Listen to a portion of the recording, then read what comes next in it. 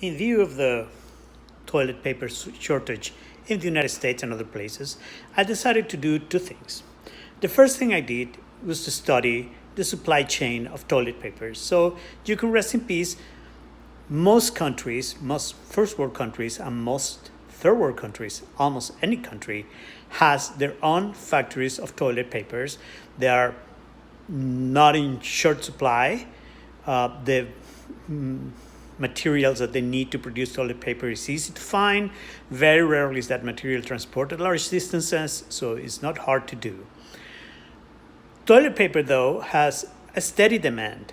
And a steady demand means that when people buy toilet paper like crazy, what toilet paper factories do is nothing at all. They could increase production, but they know that what's going to happen is that in the future, everybody's going to have tons of toilet papers in their house, so they're not going to be able to sell any toilet paper for a while. That's called the bullwhip slash.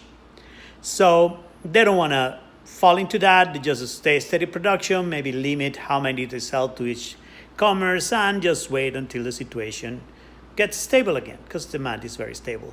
So what to do in the meantime? Ideally, you have a bidet. If you don't have a bidet, I'm going to teach you how to make a portable bidet out of a water bottle. The only thing you're going to need to do this is a water bottle and a small knife. It can be a Victorinox knife and a small set of scissors.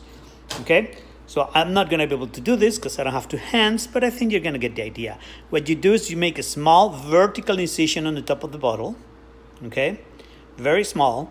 And then with the scissors, you make a small snip in the horizontal direction. So you get a small cross like this one. Okay? There it is. Okay?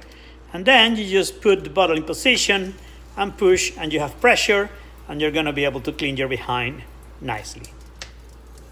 Like so.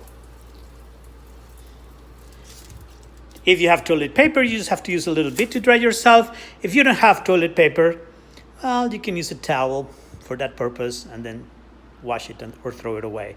But at least you're going to be able to survive. You're welcome.